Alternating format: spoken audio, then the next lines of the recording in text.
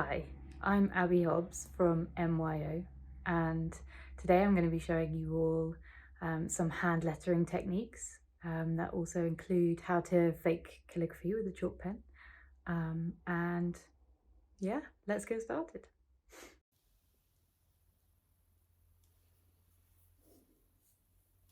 Hi there. Okay, so hopefully you all have a piece of black card or paper and some chalk pens. First thing you want to do with your chalk pens is get the ink into the nib. So mine's a used one, but your nibs won't have any ink in yet. So how you do that is you're going to shake your pens loads and loads and loads, and then if you just pump the nib on the paper so you can actually push it into the pen, and then the ink should start to come down the nib. When it's new, this can take a few goes to get it to come out. So yes, wait till you get a nice strong line and then you'll be ready to go. So first thing I'm going to show you all is how to fake calligraphy. So a lot of chalkboard letterers do this anyway because chalkboard brush pens just don't really exist yet. So what we do instead is we get the skeleton of the word down first, and then we just fill in extra thick bars on any downstroke. So if I write hello, so we've got an upstroke and a downstroke, upstroke and downstroke, upstroke, kind of weird stroke, downstroke, up, down, up, down, up, down, up, weird squiggle.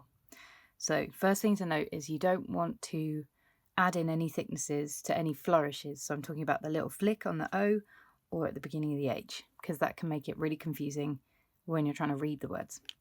So now what I'm going to do is I'm going to add, and you can make these as thick as you like, but you can always make it thicker and you can't make it thinner after you've done it. And the good way about getting out the skeleton of the word first and then adding these thicknesses is that if any letters are too close together, then you can change which side of the vertical line you add the thickness to. So that's a bit of a rubbish one, but I'm going to colour it in so it doesn't matter. Like so. And you don't want to go too far into any horizontal lines because then it just becomes kind of bold. So there we go. So I've plotted out where I'm going to add the thicker lines, and now I'm just going to colour those in. So with chalk pens, they take a little bit to dry, so try not to smudge them, and also don't go over the same area too much while it's still wet, or the paper will start to rough up. If you want to make it a much bolder, whiter thickness, then you can come back to it when it's dry and go over the top, but you don't want to do too much while it's still wet. There you go. So that is how to fake calligraphy. And just before I move on to the quotes, I'm going to show you some more of the fonts that you have in your font package. So we have some really cool ones where they've just got two lines.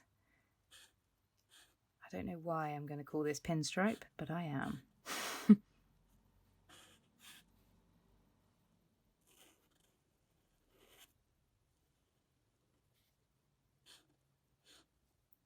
So it's kind of similar because you're adding it, but just to the leftmost vertical in this font. But also the font sheets are there so that you can have some inspiration. But with hand lettering, the joy is that you can do anything you want. That's the brilliant thing. You can do things that defy physics. I mean, within reason, but what I mean is, you can have shadows going different ways on different words, and no one's going to tell you off.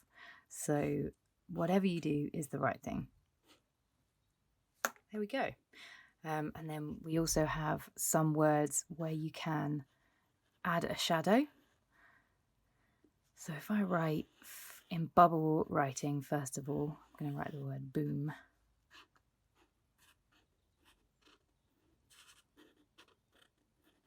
there or thereabouts. And then if you want to add a block kind of drop shadow, then I just like to add these matchsticks all going in the same direction, same length, on anywhere in the letter that it's changed direction or ends. Well, that wasn't the same length. There we go. So if you get that down, and then you can join them up.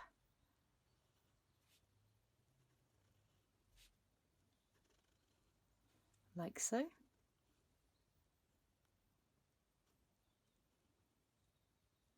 And then colour in those blocks, and then you get a nice bold looking font.